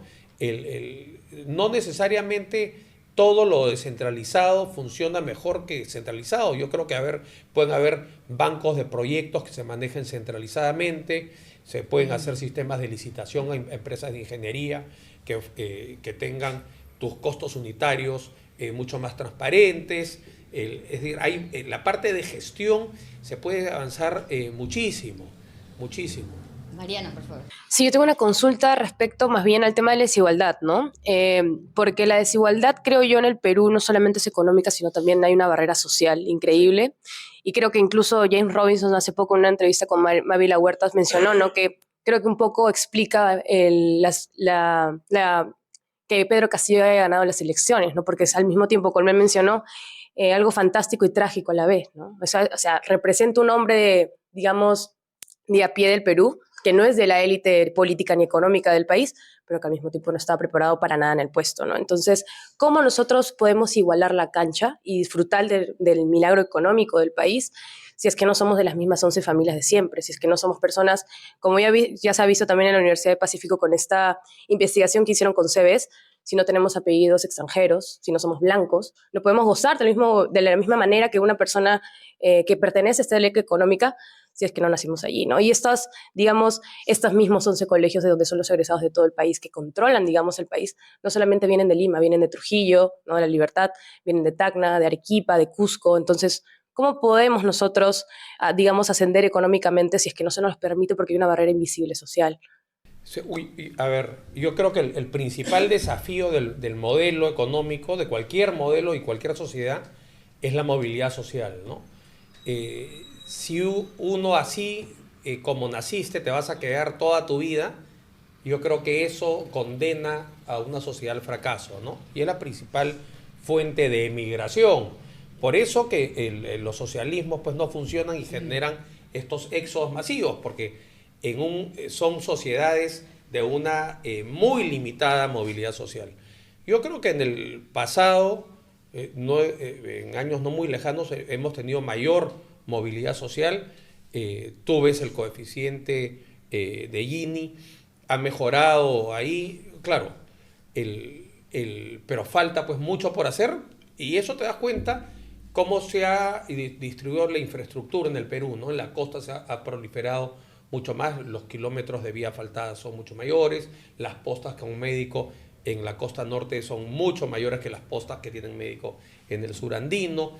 Es decir, ahí sí hay digamos, para proveer y motivar mayor movilidad social necesitas primero crecer a tasas muy altas, pero también necesitas no solamente las prestaciones que tiene que dar el Estado en salud, en educación, en infraestructura, sino tienes que tener un marco legal que promueva más competencia. El mercado financiero del Perú está muy concentrado, tú podrías abrir esos mercados a la Alianza del Pacífico, que vengan bancos a competir, los mercados de seguros están muy concentrados. En la economía de mercado, cuando el que tiene el poder es el consumidor es el que manda, al margen de si la persona es rubia, es mestiza, es indígena, es peruana, es europea. Es una economía más libre, más abierta, ¿no? Donde es la competencia la que prima, el privilegio pues se reduce, ¿no? Entonces, ha sido, yo diría, cuando la economía ha sido más cerrada, cuando la economía ha dependido más del favor político, que pocas familias han tenido un predominio, ¿no? Se hablaba en la época del primer gobierno de Alan, los 12 apóstoles, ¿no? Que era el grupo pues, de empresarios que tenían una exoneración tributaria, un beneficio fiscal. Entonces yo creo que con más competencia, haciéndole la vida más fácil al consumidor y promoviendo más crecimiento económico, va a haber más movilidad social. Que ha habido, ¿no? Hay ya, por ejemplo, hay familias del interior vinculadas a la industria de las bebidas, al sector minero. O sea, hay sectores que han crecido, el sector servicios, sector de contratistas mineros. Hay toda una clase económica hoy que no había hace 50 años, por ejemplo, ¿no? Antes casi todo el grupo empresarial dependía del favor político, de una protección arancelaria, de una autorización de producción. Conforme la economía se ha ido abriendo, se ha producido mayor dinamismo, hay sectores emergentes, los empresarios de Gamarra, por ejemplo, era algo impensado el parque industrial de Villa El Salvador, las familias mineras que vienen de la zona del sur del Perú, de Puno, de Cusco. Hay toda hay un empresariado peruano que tiene un origen que gente hecha por su propio esfuerzo, ¿no? Y yo creo que si profundizamos la apertura, si profundizamos las reglas que fomenten más competencia, va a ser el mérito, el emprendimiento y el riesgo lo que premie el éxito económico y menos pues tu origen socioeconómico, ¿no? Andrés Díaz, para hacernos una consulta sobre justicia. Adelante, por favor. Muy buenas tardes, mi nombre es Andrés Díaz de la Universidad Privada de Tacna. A mí me tocó la pregunta respecto a justicia, en la cual hubo muchos acontecimientos, pero a mi punto de vista el más notorio es la disputa que hubo entre el Congreso y el Ministerio Público, que más allá de generar una inestabilidad institucional, generó una desconfianza por parte de la población hacia el sistema de justicia. Ahora mi pregunta es la siguiente, señor candidato, en el caso de que usted llegara a estar en el Poder Ejecutivo, ¿qué acciones promovería para lograr un equilibrio adecuado entre los poderes del Estado, manteniendo en cuenta su autonomía, pero sobre todo devolverle la confianza a la población respecto al sistema de justicia? Bueno, lo que hay es el poder político, el poder del Congreso ha avasallado todos los poderes del Estado y se mete en todo. De los últimos 5 fiscales de la Nación nombrados por la Junta de Fiscales Supremos, ni uno ha culminado su periodo. Entonces eso habla de una enorme inestabilidad, ¿no? Yo creo que hay que repensar la forma en que todo el sistema de la Junta Nacional de Justicia, lo que fue antes el Consejo Nacional de la Magistratura, yo creo que tiene que ser un sistema mucho más plural, menos concentrado, donde los jueces y fiscales sean ratificados, donde sea más difícil que una autoridad política o un grupo político en particular pueda capturar un órgano así. Y yo creo que la experiencia de la Constitución del 79 ahí, por ejemplo, era donde el Ejecutivo proponía un número, el Congreso otro número, los abogados otro número, estaba más distribuido y era más difícil que estos organismos sean capturados por grupos políticos en particular, ¿no? Lo que es innegable es que la justicia en el Perú, pero sobre todo el Ministerio Público, ha estado sometido en los últimos 15 años, diría, primero a disputas internas, porque hay dos facciones, ¿no? Una más de derecha y otra más de izquierda, pero sobre todo la gran contaminación ha venido por parte del Congreso, ¿no? Que, como te digo, ha hecho imposible que un fiscal nombrado entre sus pares logre culminar su mandato. Ha sido tanto más inestable que los presidentes de la República, ¿no? Entonces ahí sí tenemos una situación complicada. Y lo que yo creo es que hay que separar los poderes. El Perú debería adoptar, por ejemplo, como tiene el Ecuador, el sistema de la muerte cruzada. Cuando ocurre en Ecuador un problema entre el presidente y el Congreso, el presidente activa la muerte cruzada y se van todos. Se va el presidente, se va toda la Cámara y le vuelven a consultar al pueblo, que es el soberano de la democracia, qué es lo que quiere. Y es el elector el que dirime. En el Perú no tenemos eso. Lo que tenemos ahora es un Congreso que se ha hecho todopoderoso y que ha arrinconado a todos los poderes del Estado. Entonces, ahí hay un espacio muy grande para hacer reformas constitucionales y reformas profundas que se van a poder hacer en la medida que el elector peruano pues vote para entregar ese mandato a quien gobierna el Perú los próximos 5 años. Gracias. Ahora pasamos a Alonso Guayanca, que nos va a hacer una consulta sobre educación. Última pregunta temática. Sí, ¿qué tal? Buenas tardes ya. En el Perú, el acceso a la educación superior es o muy complicada o muy cara. Sin embargo, tenemos más de 90 universidades en todo el país. Esto se debe a que la SUNEDU ha permitido la creación de estas universidades privadas sin una supervisión constante, nula supervisión y con una muy baja calidad educativa. Por otro lado, tenemos universidades públicas en muy mal estado y cada vez empeorando. Ante esto, en un posible gobierno suyo, le pregunto, ¿usted tendría esta proliferación de universidades privadas y qué haría para potenciar las universidades públicas y convertirlas en centros de excelencia? Bueno, yo creo que tus últimas palabras resumen lo que debería ser la política educativa, ¿no? Los colegios y las universidades tienen que ser centros de excelencia, promover la excelencia, ¿no?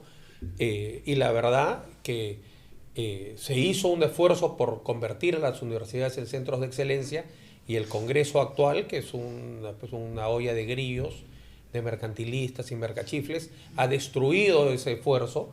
Y ahora tener un título universitario es comprarte el ticket de una rifa para una pollada. Es decir, no tiene ningún valor, ¿no? Hay universidades, una en particular, de un señor que tiene plata como cancha, que en un año ha entregado más títulos que la Universidad Católica desde que se creó.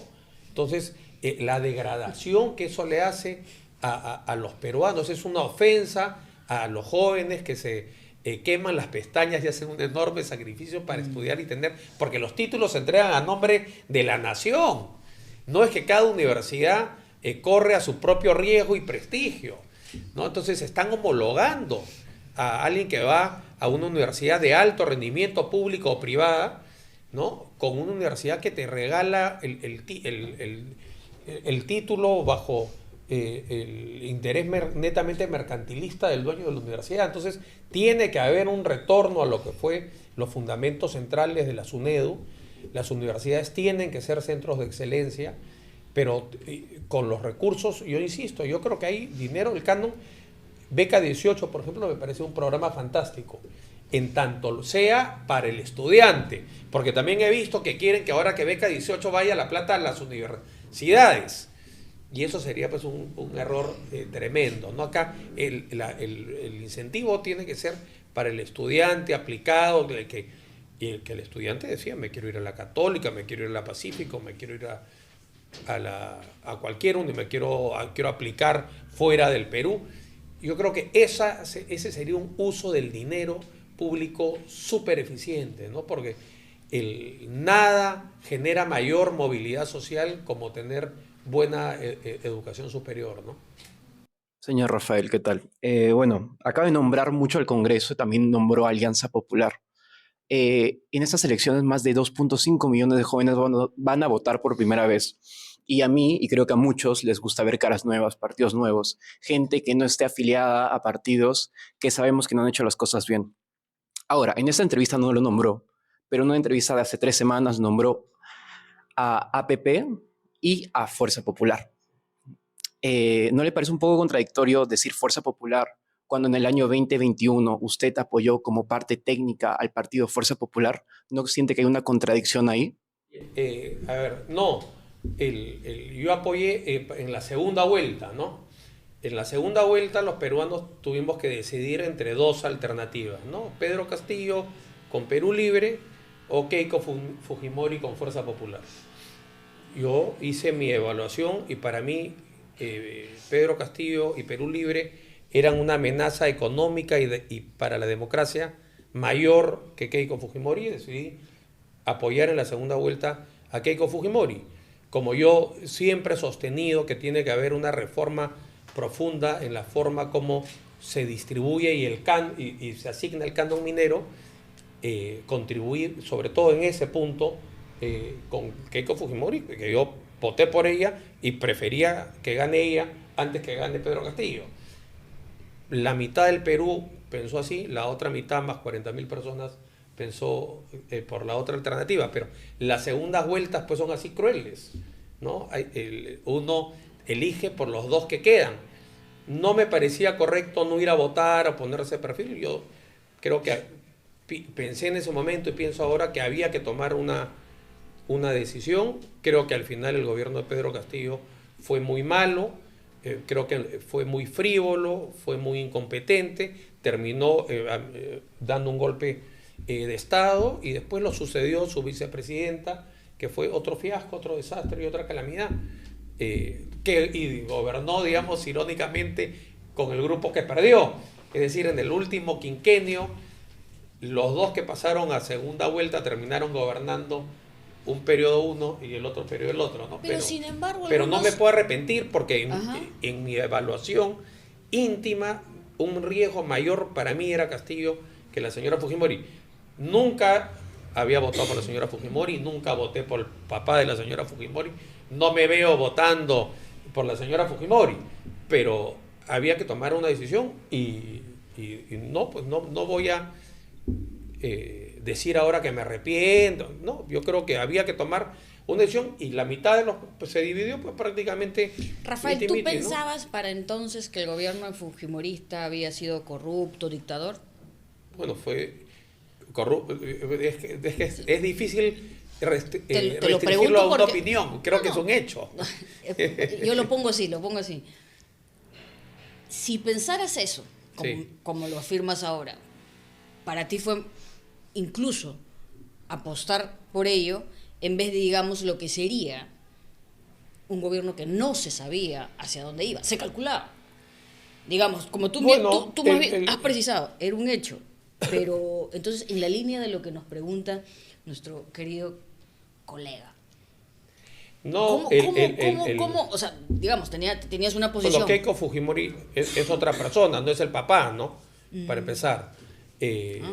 Hizo un esfuerzo, me parece, convocó a antiguos detractores, al ministro Carranza, que fue ministro con Alan García, a Carlos Brus.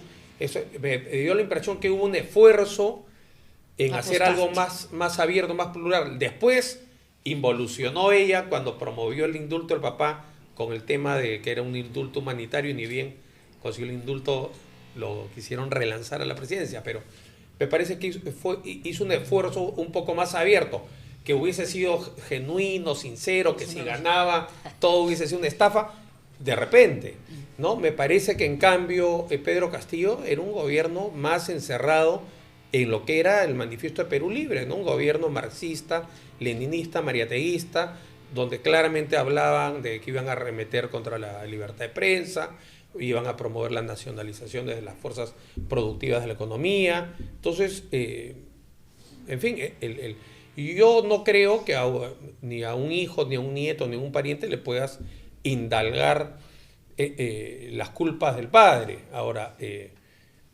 entonces, yo creo que a Keiko Fujimori hay que evaluarla, calificarla, juzgarla por sus méritos y sus propios deméritos, que ha tenido un montón también, ¿no? Sí, ¿qué tal? Yo tengo una pregunta un poco aparte, pero también relacionando bastantes tópicos que se han discutido a lo largo de la entrevista, tanto lo que son derechos, justicia y derechos humanos, educación, y también algunas cosas que usted ha mencionado sobre seguridad ciudadana, ¿no? Usted mencionó de que es necesario brindar armar de mayor inteligencia y tecnología a la policía para que pueda luchar contra el crimen. Sin embargo, también eh, como que filtraciones, hackeos como los de Links han demostrado que en lo que estaba utilizando la policía su fuerza en inteligencia y tecnología es justamente en perseguir activistas ciudadanos, especialmente estudiantes universitarios, familiares de las víctimas de las masacres de 2022 y 2023. Y en ese sentido, y eso no es una decisión que es debido a la corrupción, sino más bien es un direccionamiento político hacia la persecución a ciudadanos, ¿no?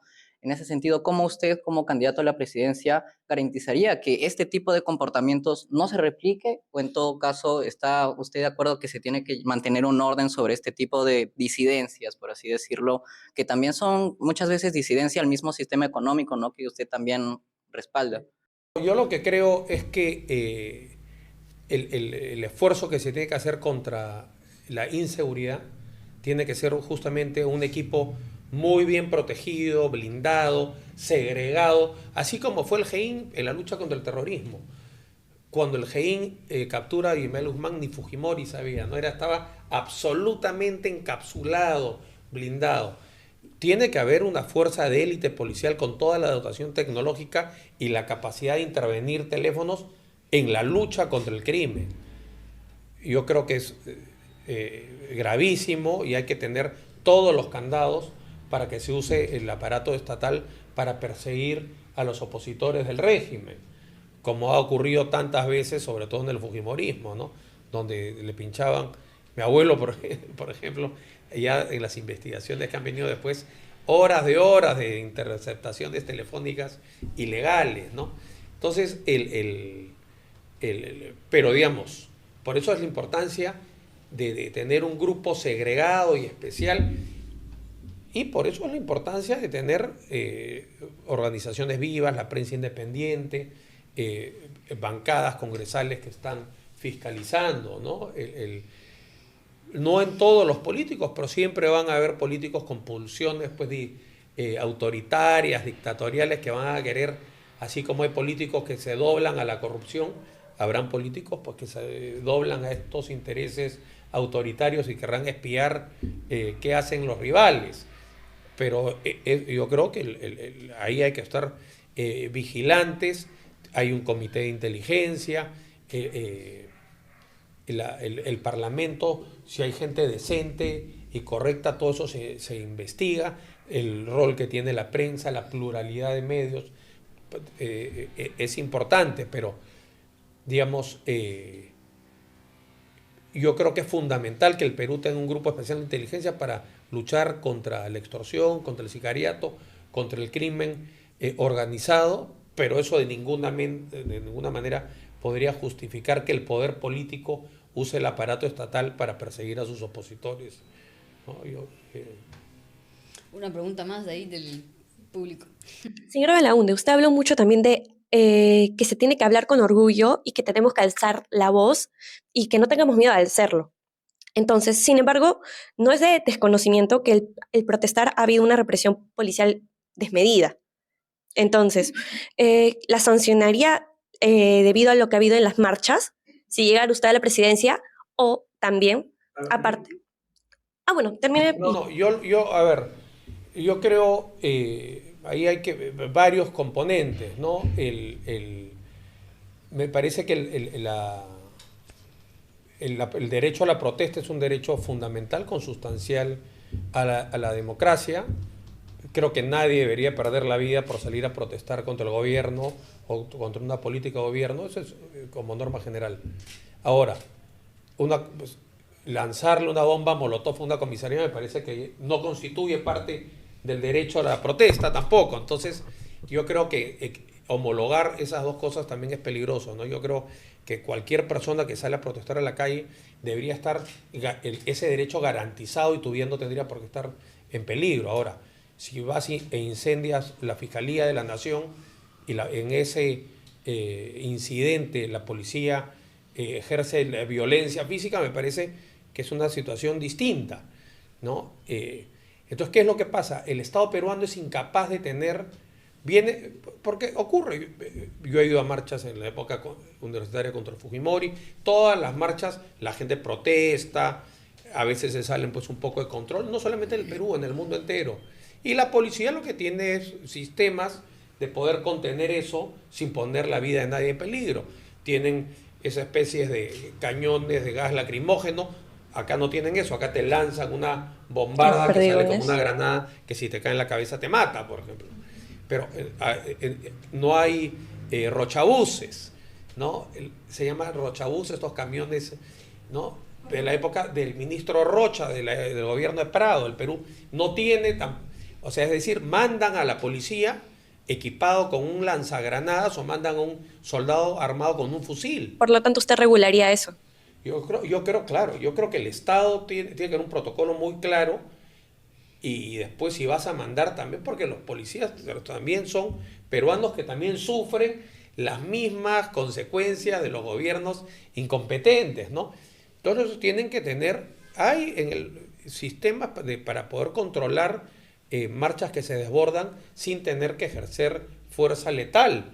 Pero en el Perú, lamentablemente, el Estado no está equipado para eso. Entonces, estas marchas se desbordan. Y también hay, digamos... Protocolos existen, planes operativos existen. Pero claro, lo que no existe es la responsabilidad política, ¿no? Porque es muy fácil al final hacer que el suboficial pague los platos rotos o el soldado pague los platos rotos, pero toda la cadena de mando militar y política, esa siempre se salva, ¿no? Entonces tiene que haber también un sistema que asegure la rendición de cuentas, ¿no? Pero responsabilidad política sería que en una situación como esa tú tuvieses que decirle a tus ministros... ¿Y cuál ha sido la cadena de mando, ¿no? ¿Cuál ha sido la cadena de mando para que se... Entonces me parece, por ejemplo, que está mal que infiltren miembros del grupo Terna que se hacen pasar por manifestantes y son policías armados, porque estás interfiriendo en lo que es un legítimo ejercicio que es el derecho a protestar. Entonces la policía debería poder contener con sistemas no letales una marcha que se salga de control. Pero si antes, incluso en el gobierno de Fujimori, las marchas llegaban a la Plaza de Armas. O sea, todo este sistema de que no puedes marchar por aquí, no puedes marchar por allá, está enrejado.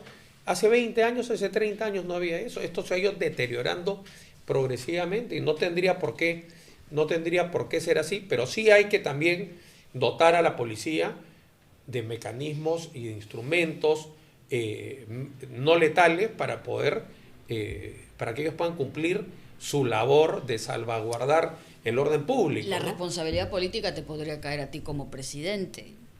Bueno, depende al extremo que llegue pues la represión o la violencia contra los ciudadanos, ¿no? Por eso es fundamental. Y estamos en un sistema en el que las vacancias pues se han vuelto parte ya del... Sí, yo por eso es muy peligroso meter al ejército en controlar las manifestaciones populares, ¿no? Eso por lo general termina mal. Los miembros de las Fuerzas Armadas están preparados para atacar a agresores externos, no para contener protestas ciudadanas. Y lo que hay es que la policía en el Perú está muy pobremente abastecida. Una brecha fundamental. ¿no? Entonces hay que también dotarla de de los recursos que ellos necesitan para poder cumplir con su labor de salvaguardar el orden público, ¿no? Viene una última pregunta de Mariana del panel presidencial y ya la última sección, que es más un ping.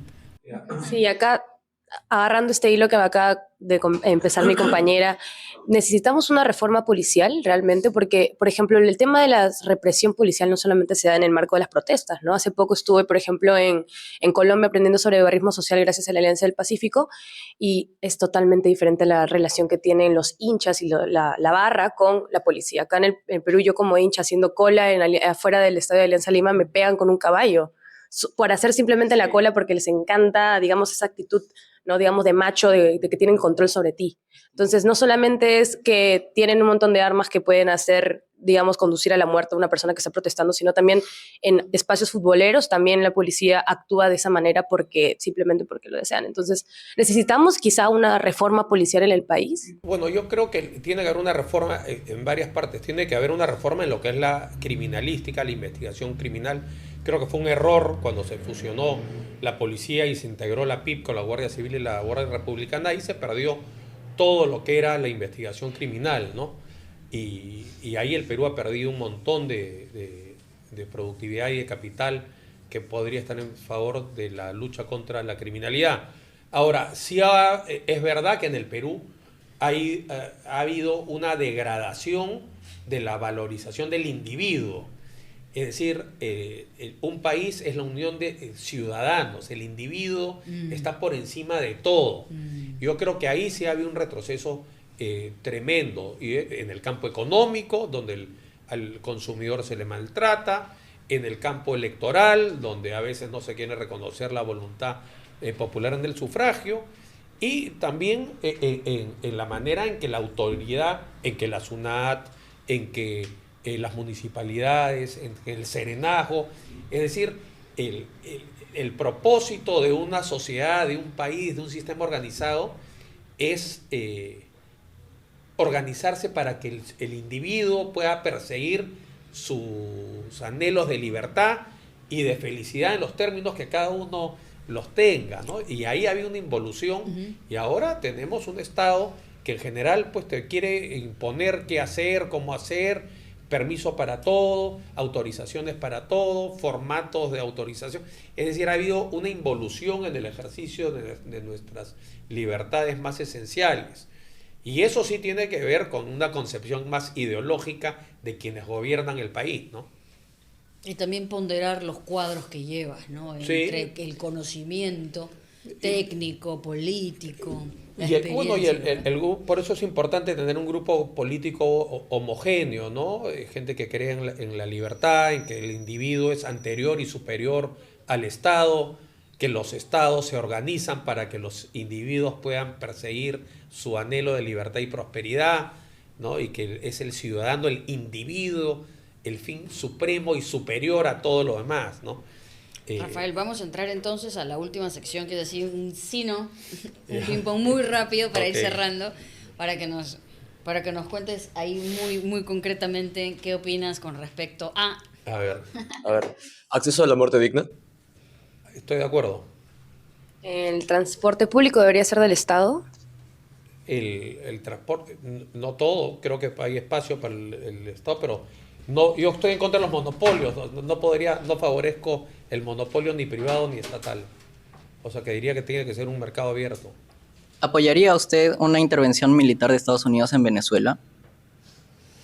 Apoyaría yo no apoyaría una intervención unilateral de ningún país, sí en el ejercicio de la Carta Democrática de la OEA o bajo autorización de la ONU, sí. ¿El actual presidente es mejor que la antigua presidenta Dina Boluarte? Yo creo que han cambiado el mascarón de proa, pero es el mismo barco, es el mismo gobierno, son los mismos. Han cambiado el títere, pero siguen siendo los mismos titiriteros, ¿no? ¿Reduciría el último aumento de congresistas que ha habido? Más que reducir el número, haría la composición del Senado y de la Cámara de Diputados como era en la Constitución del 79. 60 senadores elegidos por distrito único y 180 diputados electos por distritos uninominales. Es una reforma compleja, ¿no? Pero lo que sí tiene que haber es por ley, es coto, porque no puede ser que cuando el presidente Toledo fue presidente, el presupuesto del Congreso eran 200 millones de soles y ahora son 1.500 millones de soles. Entonces ahí yo creo que por ley estas asignaciones groseras deberían estar prohibidas. En líneas generales, ¿seguiría para el contexto económico algunas líneas de Milei en el contexto de Perú? ¿Sí o no? Lo que pasa es que lo que Milei está aplicando en Argentina, yo lo aplicó al Perú hace 30 años, ¿no? El Perú está en otro capítulo, ya está en otro capítulo de otro libro. Nosotros tenemos que preocuparnos en que la renta que ya genera el sector privado, la economía que ya está abierta e integrada al mundo, que esa renta funcione para el ciudadano que está en Atalaya, que está en Ayabaca, que está en Huancabamba, que está en Mazo Cruz, que la economía pueda funcionar por todo el Perú. Entonces, yo creo que hoy por hoy el discurso de Milei no tiene nada que hacer con las necesidades de la economía peruana. Claro, pero siguiendo como ese fuerte ideal del liberalismo, ¿usted lo seguiría? No, yo creo del liberalismo, yo creo que la libertad es, después de la vida, el principal valor inherente al ser humano. Y esa libertad la tiene que poder ejercer en las libertades civiles, las libertades políticas y las libertades económicas. Pero para que eso pueda ocurrir, eso no ocurre en el aire, tiene que haber un Estado. El Estado tiene que proveer justicia, tiene que proveer salud, tiene que proveer educación, infraestructura donde el privado no puede llevar infraestructura. Es decir, para que la libertad se ejerza, tiene que haber una sociedad y un Estado que funciona. Y yo creo que ese es el reto que tiene el Perú de hoy hacia adelante, ¿no? Inversión minera, digamos, sin consulta previa o paralización de proyectos hasta lograr consenso. No, bueno, yo creo que se puede avanzar en la consulta previa. En el Perú existe esta figura que la trajo Humala de la consulta previa no vinculante, que es una ficción, porque si hay una consulta previa que es contraria, es vinculante. Pero ya existe consulta previa en los estudios de impacto ambiental. Yo lo que creo es que la minería no va a ser, el Perú no va a poder aprovechar todo su potencial minero si la población está en contra de la minería. Y creo que el grueso de la población de las zonas mineras va a estar en contra de la minería si no siente que participa directamente del beneficio que la minería genera. ¿Cómo los harías participar directamente? Yo creo que tiene que haber, para empezar así, la población asentada en las zonas mineras debería tener una participación directa de la renta minera a través de un cheque minero o a través de la masificación de programas como Juntos, como Pensión 65, como Beca 18. Es decir, el Estado tiene que individualizar el beneficio de la renta minera hacia la población que vive en la zona minera. Yo creo que, porque hoy por hoy si aparece un gran yacimiento minero, el Estado se hace rico, la empresa se hace rica y el poblador mira esto sin participar en nada. Entonces no nos quedamos en mesas de diálogo eternas que no llevan necesariamente a un impacto directo. Solo se va a resolver si la población de las zonas mineras se lleva pues su parte del negocio. Entonces, si más minería implica que te vas a tener una renta familiar mayor, la gente va a estar más abierta a ver pues y a evaluar más objetivamente. Vas a quitarle la ideología y los dogmas y los prejuicios y la gente verá, como ocurre en Estados Unidos, como ocurre en muchos países, donde en Estados Unidos, si en tu rancho en Texas hay petróleo abajo, bueno, ese día tú te haces millonario si es que quieres que la petrolera explore. En el Perú, un ganadero en una zona minera, viene la minera, los que se hacen ricos son la minera y el Estado, y el poblador en la noche tiene que meter el ganado a su casa para no congelarse. Sí. No le cambia la vida en nada. Entonces, mientras una medida directa que exista esa injusticia, va a ser muy difícil que el Perú pueda aprovechar su enorme potencial minero, que yo creo firmemente en hacerlo. Yo creo que el Perú tiene que poner en valor todo el potencial que tiene y usar eso en favor y en servicio de la población. Y para poner el potencial minero en valor, la población de las zonas mineras se tiene que favorecer directamente, no a través del tutelaje del Estado ya sea el gobierno central o los gobiernos regionales o los gobiernos provinciales. Eso ayudaría a destrabar en la línea de lo Sí. que dices. Perfecto. Bueno, estamos en la última parte, que es un comentario ya que viene del lado de los jóvenes que han participado y han escuchado cada una de tus propuestas, Rafael. Y con eso cerramos.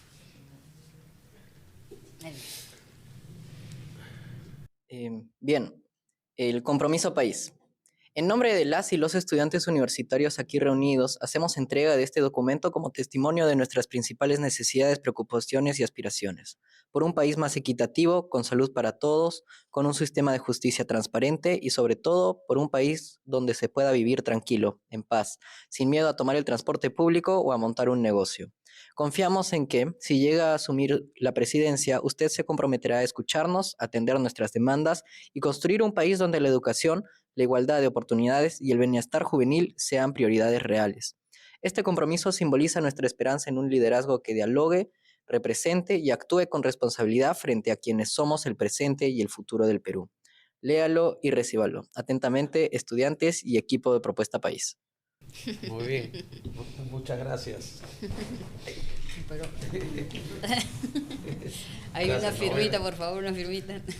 Que van a Ya, hacer? no, close-up. es importante porque el Perú es de todos, pero el futuro es de los jóvenes sobre todo, ¿no? Entonces es importante por eso que la juventud tenga una participación política activa, ¿no? Y por eso que estas movilizaciones de la generación Z, del fondo, son una renovación o la esperanza de que hay pues un futuro político y democrático y económico en el Perú, ¿no? Porque el futuro le pertenece a los jóvenes y el silencio sísmico que ha habido en el pasado le ha hecho mucho daño a la democracia, ¿no? Por supuesto. Rafael, ha sido un gusto tenerte, gusto. pero antes de cerrar, una pregunta muy chiquita que siempre la hago. ¿Un error? Un error... personal. Ya que lo ponemos profesional.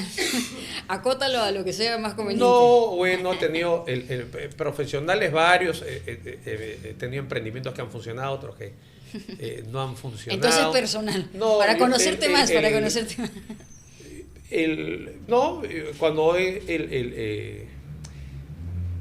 digamos, la política y los problemas del Perú hacen pues que uno a veces atienda el peso de la deuda, el tamaño del déficit, que son magnitudes pues enormes, pero muy impersonales, ¿no? Y a veces desatienda magnitudes que son más importantes para la vida cotidiana de la gente, ¿no? Y ahí tuve, pues cuando me hicieron la pregunta del metropolitano, me dejaron en el aire y contesté pues una burrada, y eso yo creo que ha sido un error del que he aprendido y espero no repetir, pero sí fue importante porque yo creo que aspirar a gobernar el Perú tienes que tener el manejo pues de los grandes desafíos, de estos agregados macroeconómicos enormes, pero también hay que estar en contacto con las cosas que también afectan la vida íntima del día a día de un montón de gente, ¿no? Y si bien yo hice toda mi carrera yendo en combi, no existía el metropolitano en esa época, ¿no? Pero ahí claro, eso me hizo preocuparme, oye, no solamente preocúpate pues del peso de la deuda o del servicio de la deuda o del déficit, sino hay que conocer todas las magnitudes de la economía familiar también. Rafael, ese diría que ha sido. Si no ganas una preocupación, ¿te vas al público o al privado? No, yo solamente voy a postular a la presidencia. No voy a postular al Senado, cosa que podría, porque no me parece que se trate de a ver qué me liga y colgarme el presupuesto público a toda costa. Yo vengo del sector privado, si tengo el favor popular, será el privilegio y el honor de mi vida, y si no, la vida continúa y vendrán otras personas que lo podrán hacer mejor o lo harán bien, pero en fin, yo creo y seguimos adelante. Sí. Gracias, Rafael. Muchas gracias a todos. Gracias por acompañarnos este tiempo.